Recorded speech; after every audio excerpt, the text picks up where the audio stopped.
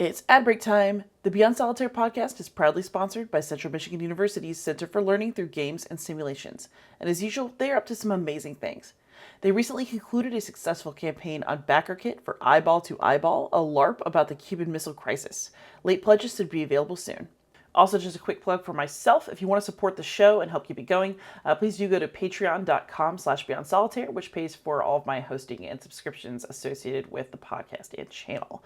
Thank you so much for listening, and let's get on with the show. Hey, gamers, this is Liz Davidson from Beyond Solitaire, and this week on the pod, I have a very special guest. This is Dr. Josh Fitzgerald. He's a researcher at the University of Cambridge, and he's with the Faculty of History. How you doing tonight, Josh? Doing great. I'm joining you from the Library of Congress in DC. So this is not my regular digs. I'm usually somewhere sort of not so nice. So it's fun to share this interview with you at this time in my career. Yeah, actually, I saw the library books behind you, and I was like, wait, is he supposed to be like talking in there? Yeah, nobody's here. It's late. Nobody's here. Perfect. I have the place to myself. I'm super jealous of you that you're in DC. I really enjoy the Circle DC con every year, and I like to get my annual trip in. So I hope you're having a fantastic time. It's been fantastic. They treat you like gold here at the Kluge Center. So excellent. So what are you researching right now at the Library of Congress? Right now, I'm working on old games from the 19th century from Mexico. They're games that were inspired, but that were created by a publishing studio, Venegas Arroyo Company in Mexico at the end of the 19th century. And so the Library of Congress has a set of copies of these games that were printed on paper, but then they also have real zinc plates that were used to actually print the materials. So it's really exciting to be able to use this collection, but it just builds off of something I've been working on back in Cambridge in the UK. At the Museum of Archaeology and Anthropology. Okay, so first I need to know, what are these games actually like? Like, how do they play? Are they mechanically something that we would recognize? Completely recognizable. I mean, and it's described in a lot of the literature too. Usually when you look at histories of board games, you'll find references to games like The Fox and the Geese. And that's one of the games that I'm focusing on most right now is Fox and the Geese. But it's the Mexican version of that, which is called El Coyote, or the version that I'm looking at is El Nuevo Coyote, or Juego de Coyote, which is a play on it's Coyote and the chickens. And so that's a recognizable title. Other games you'll know the Game of the Goose, which is a popular game people have studied, or Loteria, the lottery game that goes back to Italian copies. There's a copy of the Game of the Geese, which is so fun here. That's from 1750 at the Library of Congress, where you can see people have penciled in markings for extra geese along the board to give you a little extra boost moving around that race, that sort of circular game. So it's interesting to see how players manipulate, have their own home rules that you can actually see on the board, almost like a legacy version of the Goose. You mean like people wrote on the board?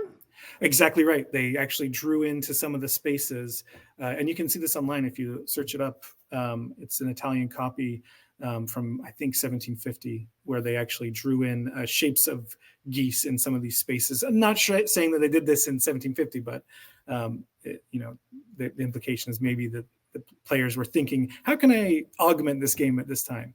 And that's what we see in El Nuevo Coyote. It's an augmented game. That's the argument I'm making in the article I'm writing. Oh, geez. Talk about house ruling. That's awesome.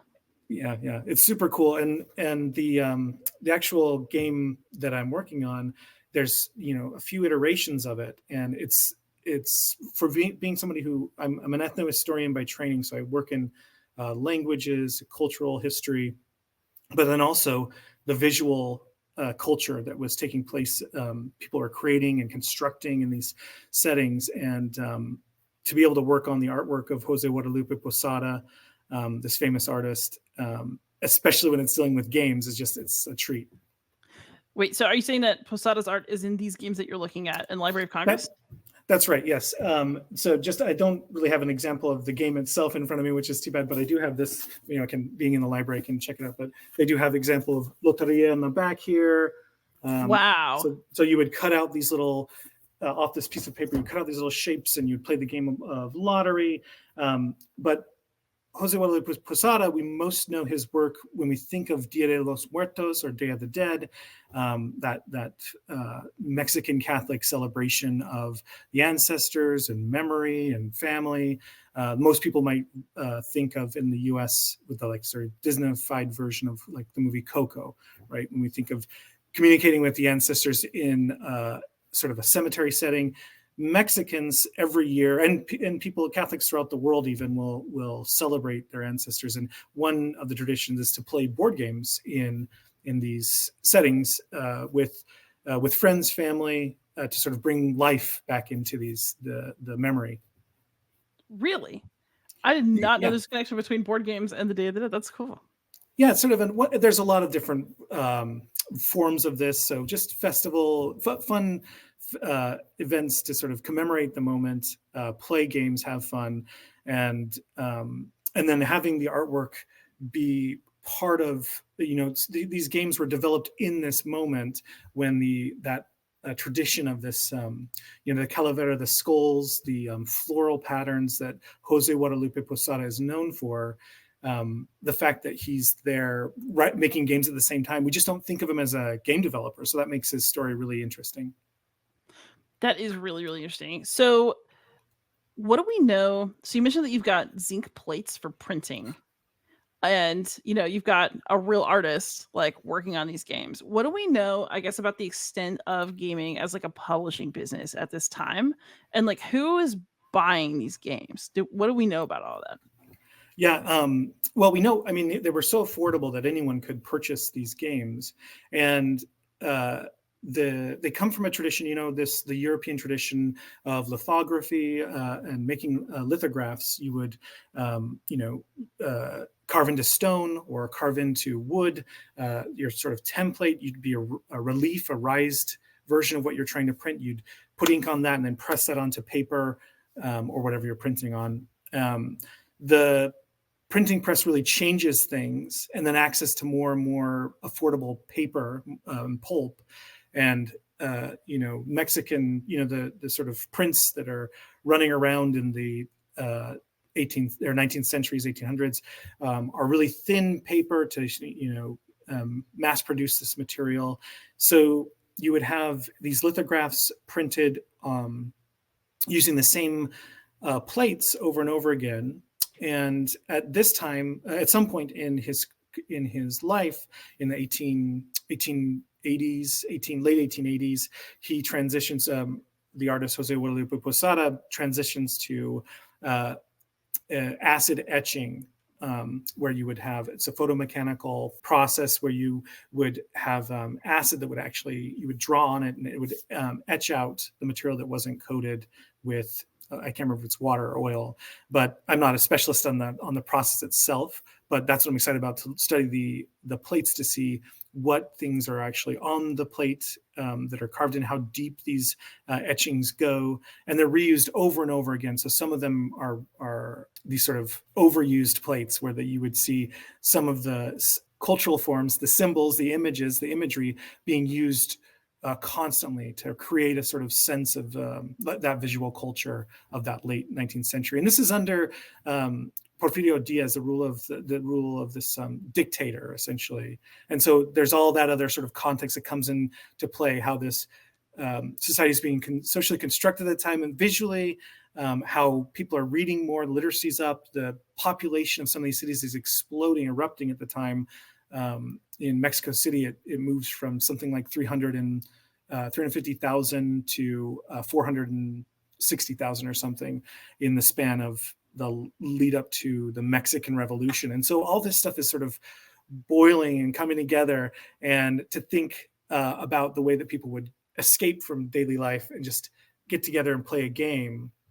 It's kind of fascinating to think about, comparing it to our lives today, how we get away from or escape into a game, whether we're by ourselves, whether we're with friends, family, whether we're online, and connecting with people through games in tumultuous times.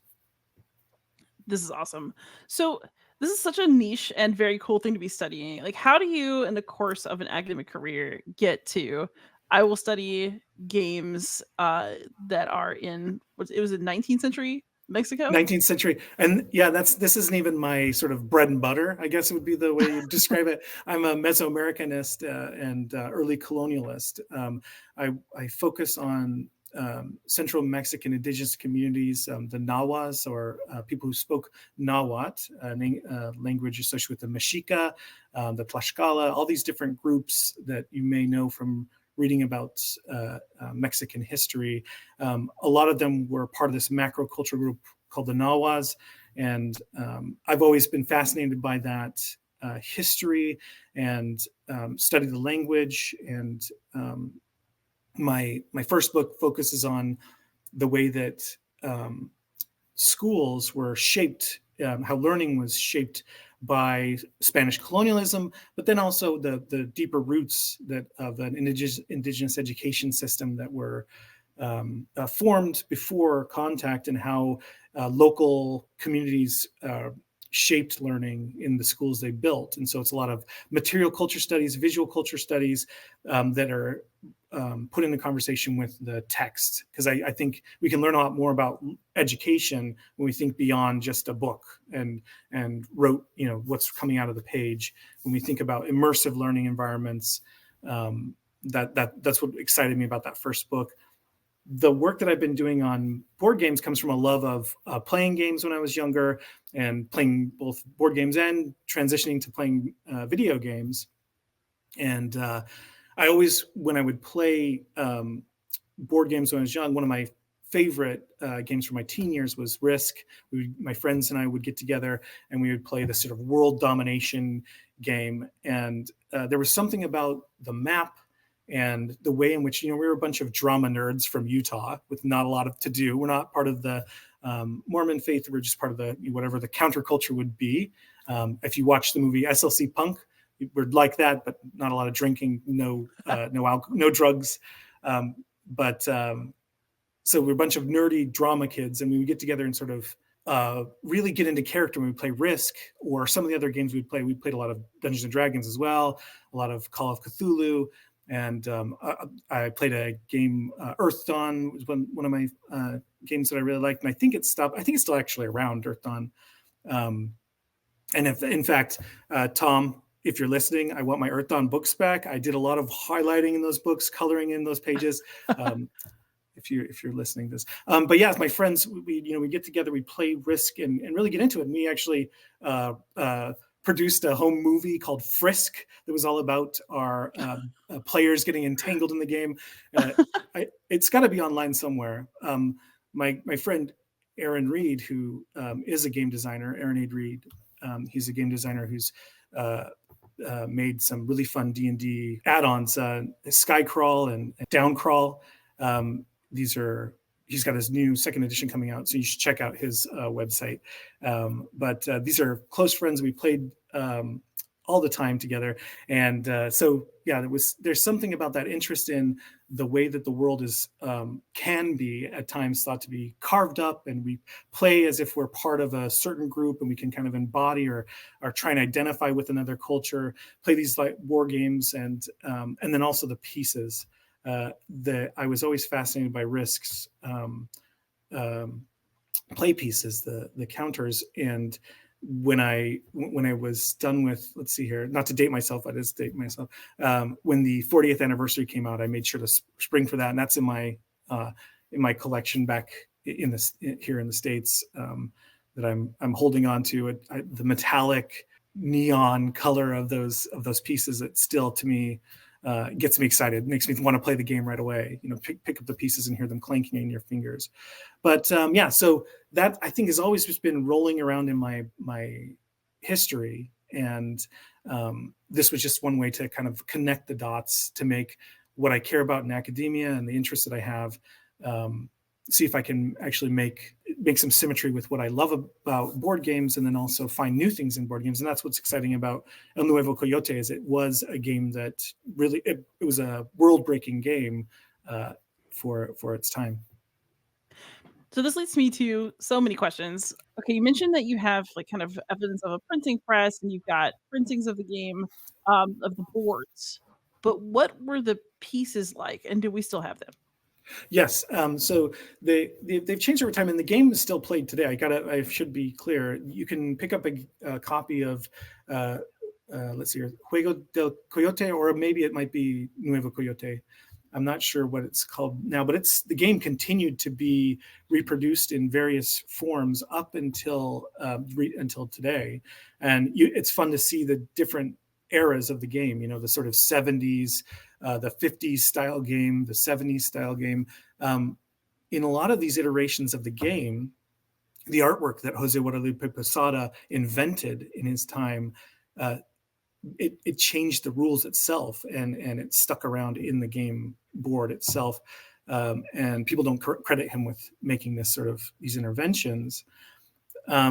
But so yeah, the pieces themselves, you'll have little counters, usually just flimsy plastic, circles. But the copy that I've been working on at the Museum of Archaeology and Anthropology in Cambridge, we actually do have a set of pieces, clay pieces that were shaped and stamped out with images of the bust of heads of chickens, and a head of a coyote. And then they have a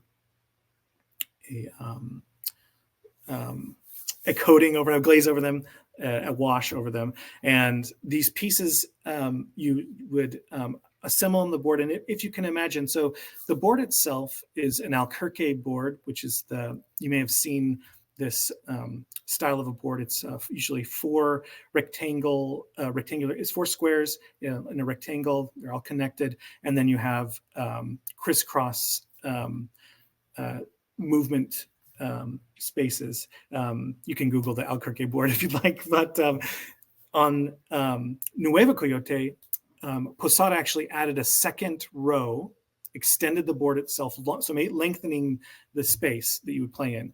A lot of Nuevo Coyote games today, they'll, when you see them online, they'll actually be the Alquerque board, the traditional four square Alquerque board. But lengthening the board itself and making this new version in Mexico, it actually changes the dynamics of play.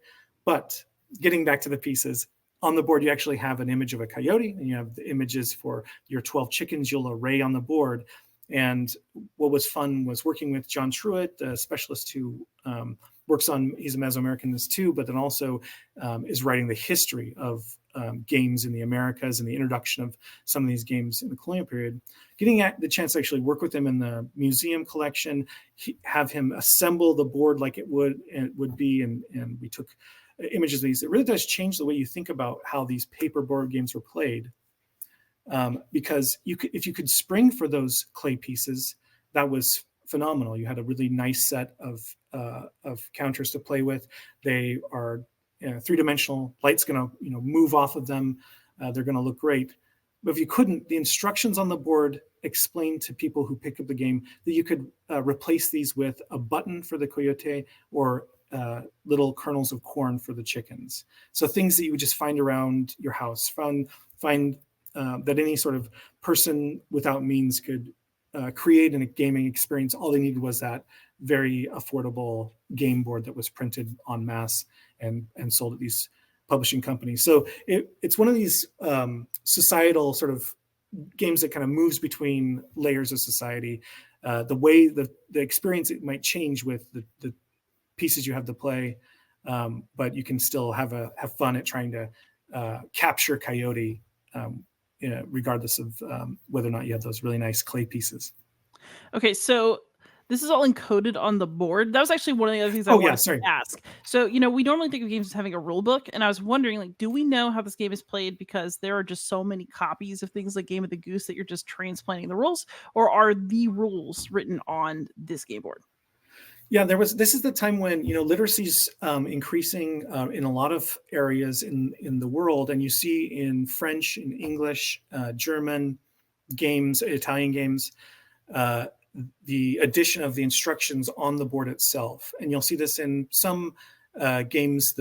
What is it in French? I'm terrible at French, but Jeu de Renard or Du Renard, the game of the fox, or New Game of the Fox, that you'll have these instructions actually listed on there. And these games have been were produced in the early 19th century. So there's a chance that that tradition, moves over, across the sea pretty early on. But and I'll get to the instructions, but I just realized that one thing to point out is that European style of playing Fox and Geese, or the new Fox game, it was actually playing on a quintuple square board, the sort of like plus sign board, where you would have 5 different squares. They're the Alquerque style squares with the cross section divides, but it's a different way of playing the game, where the chickens are, in order to capture the coyote, it's actually,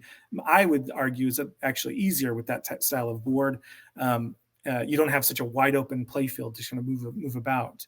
But that's all explained in the instructions. So in the instructions, it explains how each chicken, all the chickens, the geese in these scenarios, the figures that are meant to ensnare or capture the fox, or in the earliest versions, a rabbit, they would always had to advance forward on the board.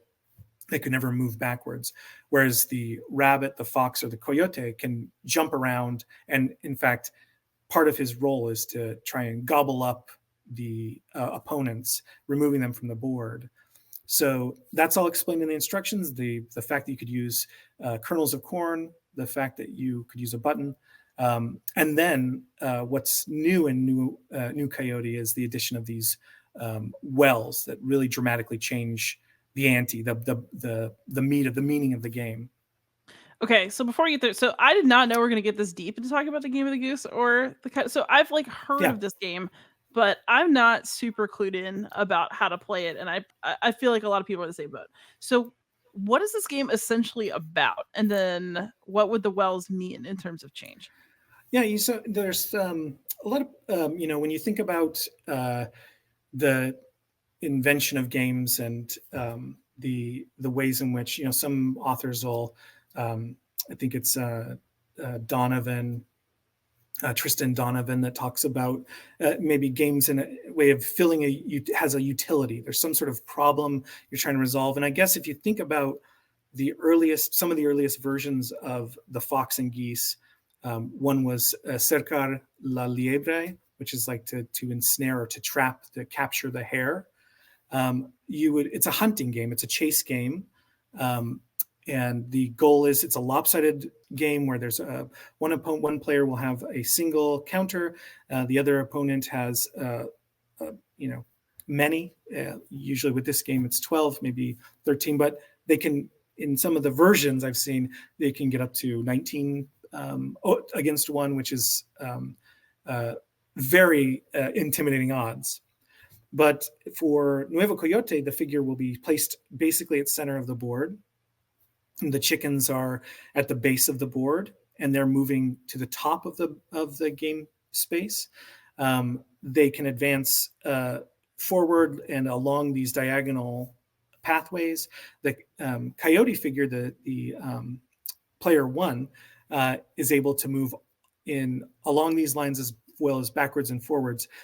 And the point of the game is to try and capture the coyote, and you would do that by lining up your counters so that the coyote can't jump over you, can't take your piece like you would in checkers or chess. So you kind of have an exposed rear, and so you'd have to keep your team together. In a sense, coyote, the chickens are strong and powerful when they're together, when they band together, and coyote is most strong when he's nimble and able to sort of jump about and get away from these chickens. That actually sounds super fun.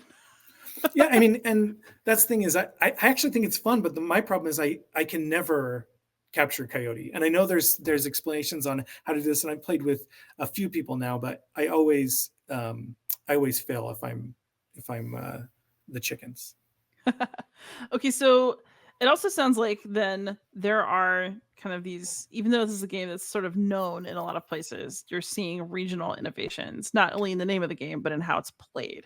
So what is special about Coyote versus the Fox or the Game of the Goose?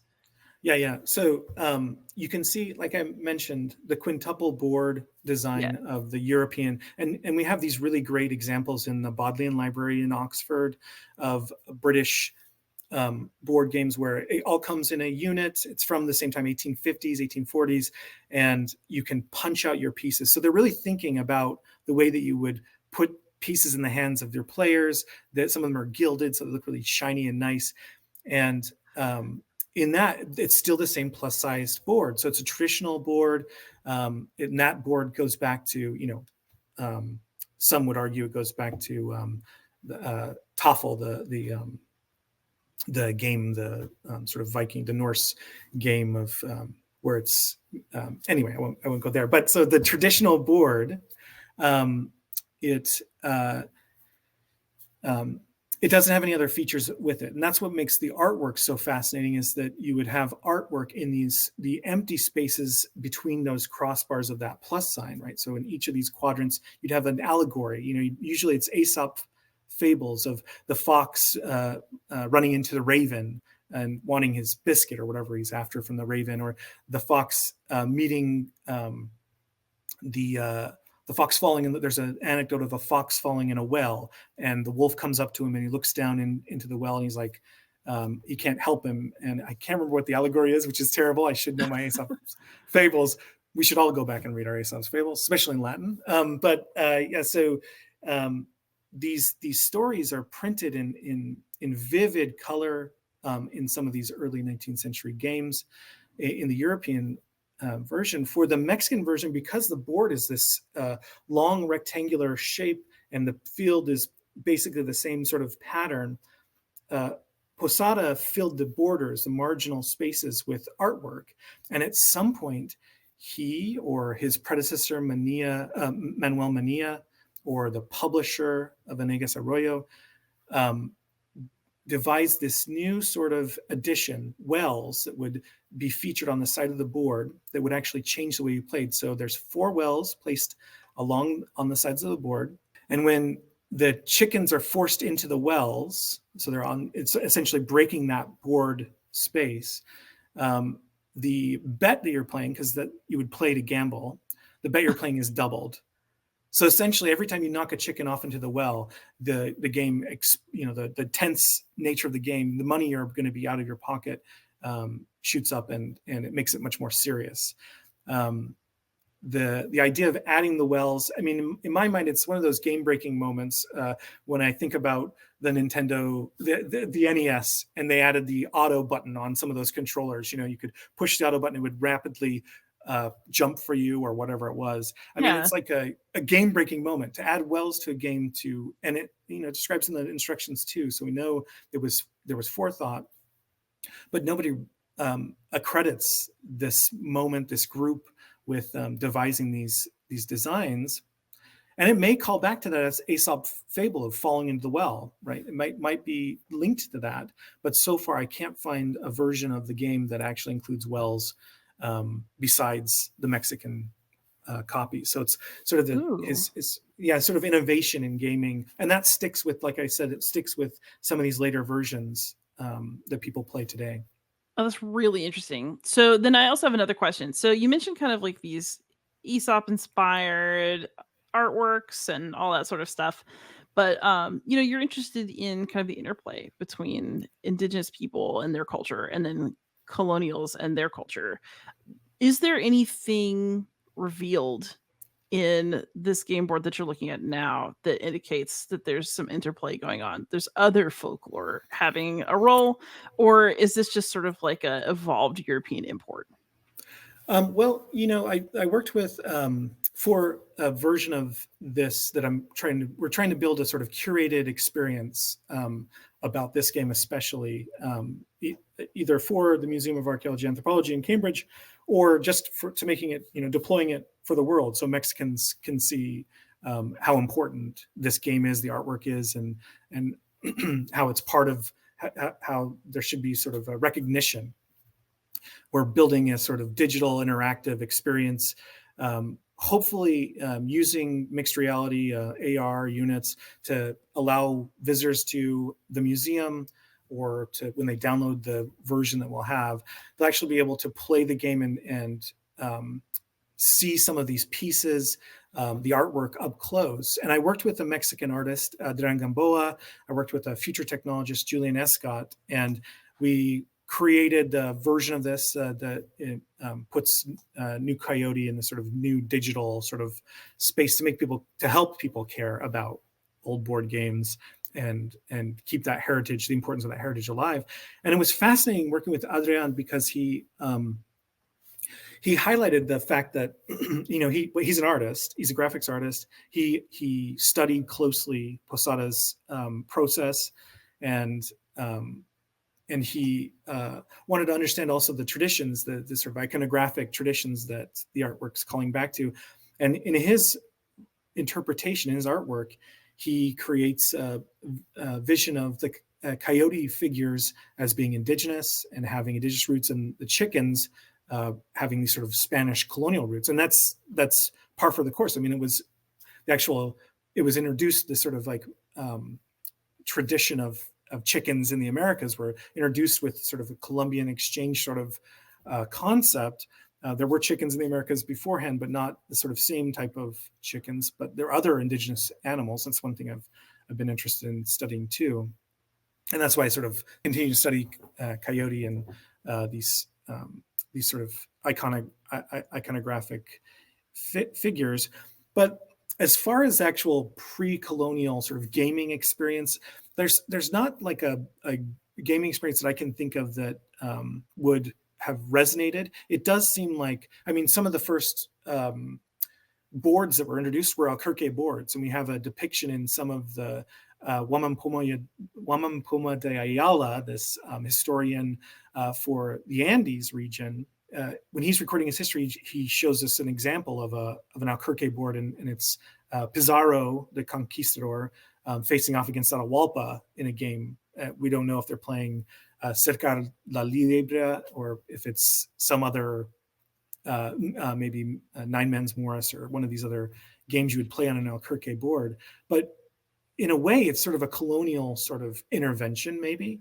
And John Truitt would be the best to read his work on the introduction of some of these games and why, the sort of what we can study that it happened, but it really matters why. So finding the significance of why games were introduced, why they were adopted, why they mattered. Yeah, I mean, always worth asking, and it's always good to have an excuse to have John back on for another visit. Yeah, definitely. But you also mentioned that you're interested in having like a digital experience of this board game, and I want to use that as a segue into the other component of your research. So you study old games, like I wouldn't say ancient because that's what I say. Ancient things are my purview. Yeah, you're definitely ancient gaming. No, it's true. But you study kind of older editions of board games in centuries before this. This is very cool. But you're also interested in video games, and I guess almost like reception history, and an appearance of Mesoamerican culture and artifacts in video games. So what does that research look like? And then how does it connect to the other stuff you're doing? Again, to call back to my childhood, when we would play Risk, when we played these types of games, it was also around the same time when we all picked up sort of computer games like Age of Empires. And I was obsessed with Age of Empires 2. There was something fascinating that, and also, obviously, Warcraft, Starcraft, these sort of like strategy games. There was something that really tickled my brain about this idea of controlling groups of people, the sort of God mode experience. But then also I was really interested in, civilization, but also in Age of Empires 2, the ways in which, at the time, I wasn't really thinking clearly through how culture was sort of weaponized. But at times you would play the game and there would be some sort of gibberish being spoken by the indigenous figures. And I didn't realize, that it's Nahuatl, it's not gibberish at all. Some of the actual terms and words are used are Nahuatl, but they also sort of conflate that with other indigenous languages in Age of Empires 2. And you can hear to this day the sound recording files, if you go onto some of the fan sites, where they show, this is supposed to be an attempt at Maya. This is supposed to be this type of language. You can see people picking apart this puzzle where the game designers just sort of, they had an interest. They wanted to show some sort of awareness, cultural awareness, and bring the language in. But in the end, it becomes a sort of like mishmash that it doesn't show up in some of the other groups, the other culture groups. I mean, sometimes it does. And I don't want to just, say that there's an exceptional treatment of the Maya, the Nahuas, or other groups of the Inca that are in Age of Empires 2. But that and my interest in Mesoamerican traditions, all of that sort of continued to sort of be on the background of my mind. And the more I studied gaming, I can see how some of these tropes, especially the Spanish invasion of 1521, continues to have sort of a cultural cachet, a cultural weight for gamers. And, the Age of Empires 2 core fan base are still very active. And they continue, new versions of the game keep being produced, and there's tournaments that are going on. Age of Empires 3 also had some success, but it moved away from this sort of what do they call it, the age of discovery sort of, and more less focused. Anyway, I won't go into too much into that, but Age of Empires 4 is also still, this game continues to persist. And that's when I was looking into this, I started thinking about other versions and other ways in which people use video games to talk about Mesoamerican culture. And so there's games like Yaoan, which is a two-dimensional scroller that takes Mesoamerican, the moment of the Spanish invasion. It was produced in partnership with UNAM and a studio called Bromeo. And what they wanted to do is to try to rethink the conquest, but look at it through indigenous eyes, and especially the Tlaxcalteca people of Eastern Mexico, who allied at one point. They were targets of these invading Spanish forces, and then they allied with them and went on to campaign as Christians after converting and conquering them throughout parts of the Americas. And so that game, it's fascinating to see how game designers can create a game that is trying to make us rethink a moment like this, like the Spanish invasion, through indigenous eyes, but then recreate the exact same essential feeling of conquering another person, right? At the same time that game came out, this sort of really intellectual game that's based in this really kind of sprightly, cute version, the game Amazon Studios came out with their game New World, and it was a direct callback. I mean, some of the initial versions of this game, it's their first, Amazon Studios, one of their first massive online role-playing games. You could play as a colonizer, essentially. That's not, what they were hoping for. I don't know what they were hoping for, but it was essentially trying to steal players away from World of Warcraft, anybody into swashbuckling, and give them, I don't know if you've played it, but it was an exciting game. I think it's sort of lost a lot of its steam, and I don't even know if the community is still as active. But at one point, millions of people were playing the game, according to statistics. And all it was doing is like recreating these sort of digital conquistadors for a new world that was based in this mythical Aeternum, this world, this continent that was where the Americas are. And what was fascinating about the idea of New World, you were called to action by a Spanish priest. You would show up and you would be sort of shipwrecked through this kind of magical storm that would kind of send you off into a state of sort of initial peril of sort of finding resources. But in this, it's a third person, and then also a third person, first person sort of hack and slash game.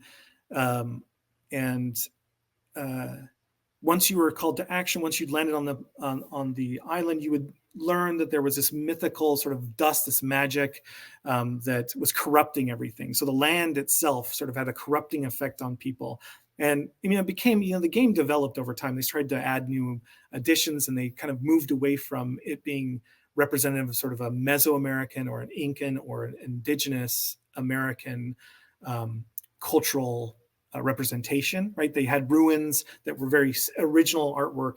The initial sort of tombs you could raid were clearly calls to Inca or Mesoamerican groups, but the main thing was that you would carve out a little plot of land on this Aeternum.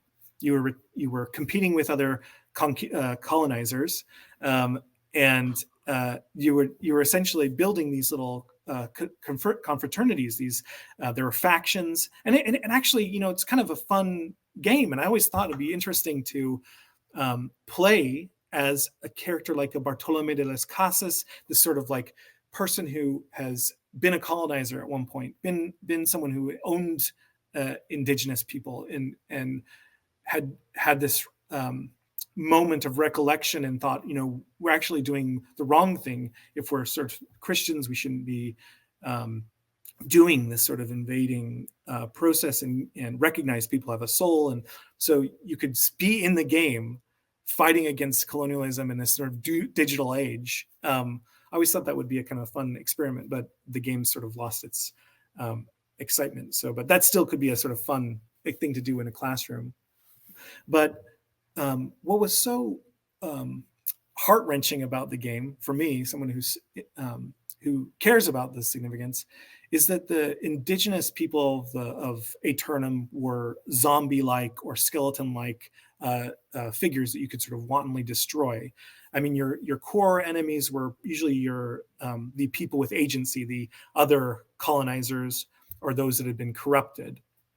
But the sort of easy characters to grind away at and earn some points from were these sort of zombie-like natives or skeletons that sort of ramble around the ruins. And it's a version of this sort of firsting, lasting sort of colonial rhetoric in visuals that it's frustrating to see, especially in a game that is so on the nose. It's called New World. It's coming out. It's published 2021 on the anniversary of 1521. I mean, I don't know what more you need to sort of say, here we are sort of banner waving for colonialism. But yeah, I'm shocked after that description you just gave me that it was from 2021. Oh yeah, and it's the same. That's what I'm saying. It's the same time as Bromeo is releasing Yaoan, and you can download Yaoan now on your phone. I actually highly advise. I mean, it's a Spanish language game, but it's really easy to get a hold of and get the handle of, and it's fun to play through. What's fascinating about Yaoan is you'll see some Nahuatl terms in it. You get to play as a female warrior, which is kind of fun. And I've studied some of these potential female indigenous warriors in the past. So it's exciting to sort of play as a female character, a male character, to sort of try to best the Mexica. But when you actually see the care that went into sort of creating these like sprite figures or the backdrop, it's kind of fun to be able to play that through. And that's coming out the exact same year. So 2021, also timed with events that, UNAM is doing Noti Conquista, this sort of project to sort of rethink the Spanish invasion. So yeah, it's an interesting case study in humanity that we have these two sort of stories of like trying to understand the past. One is sort of putting the sword into the hands of one, and the other one is sort of putting indigenous identity in their hands. I don't know if we're always just fighting out the conquest, though, what we're really learning in the end. But yeah, that's interesting. So I feel like, in board games now, something that's like overtly colonialist would raise a big outcry, as it should. But I guess I have a couple questions then. Like, has there been kind of a critical reckoning of themes like this in video games? And then also, you and I are both American, and we think about colonialism from an American perspective. Our country has its own history of oppression. Does the fact that the Spanish act as the colonial power in a lot of these games, does it change, I guess, how cultural reckoning works within them?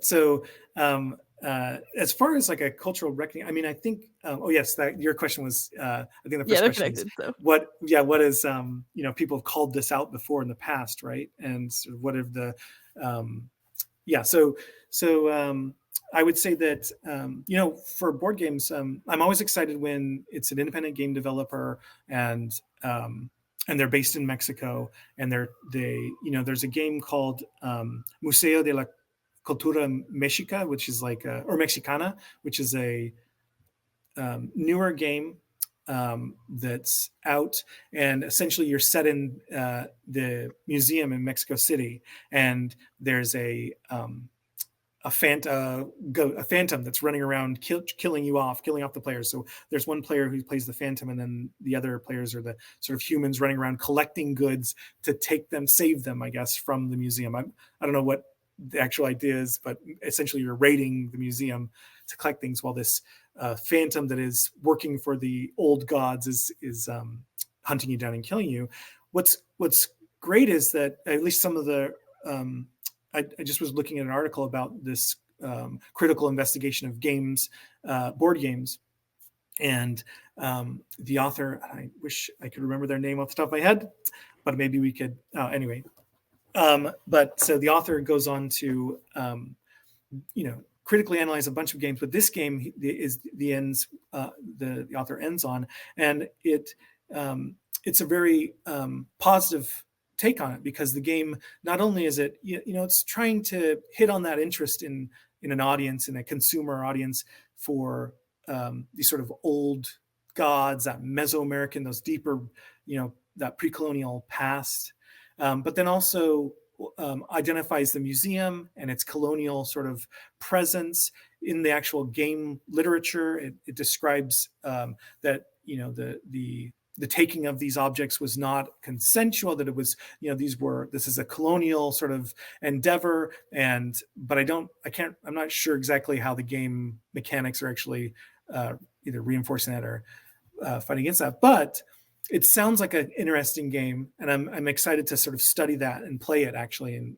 be fun to introduce it to the family, to think about how we can make new games that are aware of sort of a colonial heritage. Yeah, so then you have, it's a complicated, going along with what that author is describing with this particular board game. They mention the fact that, the community, it's made up of Criollo, and it's a mixed heritage story. You can't only sort of like glorify or idealize the Mesoamerican roots. You can't just ignore colonialism, but also you can't divide the sort of pride or interest in an Iberian, a Spanish heritage. It's a complicated past that really does need it needs games that are aware of all these different angles. And that game, Museo de la Cultura Mexicana, seems like it's hitting on the right metrics. Let's think. There are games that talk about sort of that you can, at least when you're playing with students, or you introduce to a classroom, or you play with friends, you can talk about sort of U.S. intervention. Pax Porfiriana is a game where you see a lot of like, you see how interrelated the U.S. and Mexico are in which the game is, the time frame in which the game is made. Trying to think of other games. One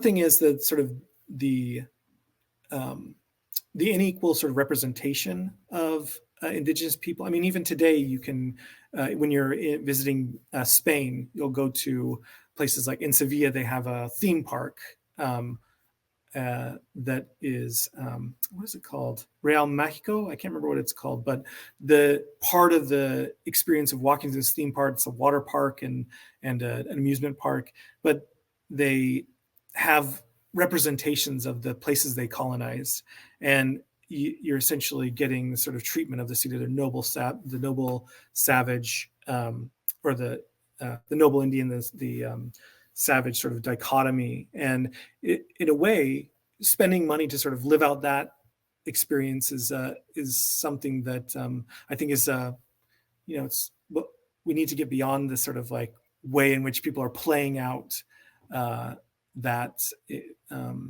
experience. And so then I guess just kind of wrap it back around. So you're a museum studies person. What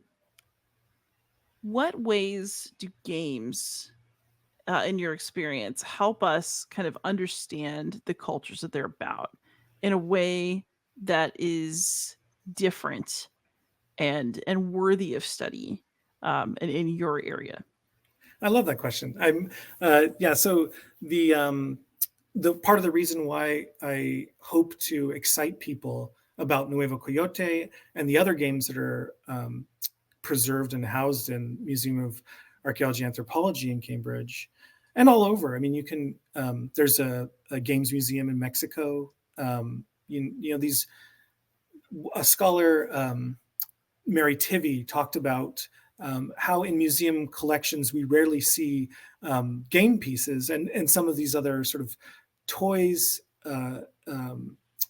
items of sort of leisure, because at the time when they're produced, they sort of have no real, they're not seen as having value. And yet it's something that maybe a person's hands held for a long time. You know, you're so consumed when you're playing a game that essentially part of you is like becoming Coyote, or part of you is feeling like you're defenseless chickens being gobbled up, or you're thinking about the money that's on the line. Maybe, you know, if you're betting and you wagered something, your pride is on the line as well. You know, there's all this emotion wrapped up in the objects that you play with, and it's interesting to see when you go to a museum experience and you see in the gallery space, if you have a game laid out, it's terrible. You can't reach out and pick up the pieces. You know, these are old pieces. The games that I'm working on, 100 years old. Well, one of the more cherished moments I've had so far was picking up a D12 for a game on Fortune, and you would roll a single D12. Picking up that D12, you know, understanding that, you know, I've had this exact same experience rolling this around in my hands, rolling it on the table, stacking it when playing D&D. I mean, the idea of what is behind a set of dice, you know, there's so much of you wrapped up in the things that you play with and the games that you play with others, and to know that those games are sitting behind a plastic shield, you know, it's really sad. So when thinking about immersion and playing digital games, you know, augmenting the museum experience, making people care about the games, but also making people care about the artwork is really important to me. And so that's why I worked with a Mexican artist, Adrian. The hope is to create an experience where a pedagogical element to this, so that an artist would go to classrooms in the UK. We'd go to classrooms in Mexico. We would talk to them about the artwork, talk to them about how the art style was invented, how it matters to these games, because all these games are very different. And some of them have their own little quirks to the types of artwork that were the immersive playscape that was being envisioned. And then have the students actually create their own games, their own art based on these games or on games that they like, but make it in a sort of tactile, three-dimensional, thinking about it tactilely, three-dimensionally, so that we don't lose the importance of maybe those objects, because I can still study Mexico from, you know, the timestamp on some of these objects is before 1900. They were probably collected by Frederick Starr in 1898. So we know that they're coming from before the revolution. We know that the people who were using these pieces, or that could potentially use the pieces that Frederick Starr collected, that they would have seen these objects, possibly held them, possibly used pieces of corn to use to move around the spaces. I mean, without them, we would lose so much, and of the sort of like texture of society and people's experiences. And just let's see, I think it was a decade ago, there was this massive collection. I can't remember the collector's name, Felipe, a French collector, who had manuals, manuscripts, hundreds of board games that were all, you know, 16th to 19th century. And the collection was sort of put on private auction and dispersed and removed from its sort of like conservation instance. And maybe that's the way with all things. Everything, holding onto things might be a bad thing if we always think about materialism and we need to have this one piece of this thing to remember someone by. But at the same time, carving up this sort of chunk of humanity, it's sort of sad to see. And I don't want that to happen to the games that I study or the games that we play. I want somebody to remember. We could talk about this more, but that is a perfect place to switch over to Softy Questions because it was a good answer. All right, so I'll ask what I always ask the interviews. So what games are you playing right now that bring you some joy? Yeah, so we play in my place. I mean, I love Root is a game that I've long loved the artwork style for. I love the variety of roles you can play, and the expansions have always been exciting. So that's something we really like. We also have been known to play Isle of Cats. We love the family loves rescuing cats. We like, let's think. We got excited during COVID with Okavango, which is like a game where you sort of manage herds of animals, get them to water. And that's always great. I'm a big fan of cooperative games, and I really like resolving problems as a team. So I've never been a fan of Monopoly. I hated Monopoly growing up. It was like the worst game because I always lost. But so yeah, we do a lot of I like I like Pandemic. But I'm trying to think of a more recent game that I've played. Nothing's coming to the top of my head. Hey, all of this is very recent compared to Game of the Goose. So.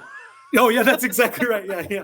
I've been trying to get the kids to play Noo Coyote to get them, but again, nobody wants to play as the defenseless chickens.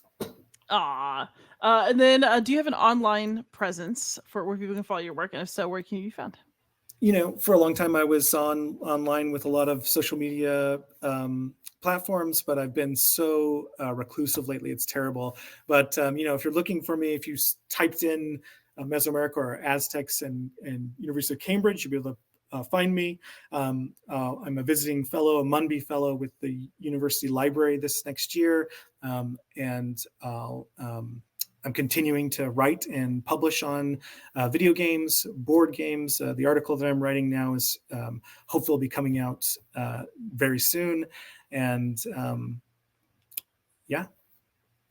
Sounds good. And then for those of you who are out there, I can be found anywhere as Beyond Solitaire because I'm terminally online. Josh, thank you so much for your time. It was a blast to talk to you, and I feel like I learned so much. Thanks, Liz. You're great. This was really a wonderful experience. All right, everybody out there, please like, subscribe, comment, ask questions, and most of all, happy gaming.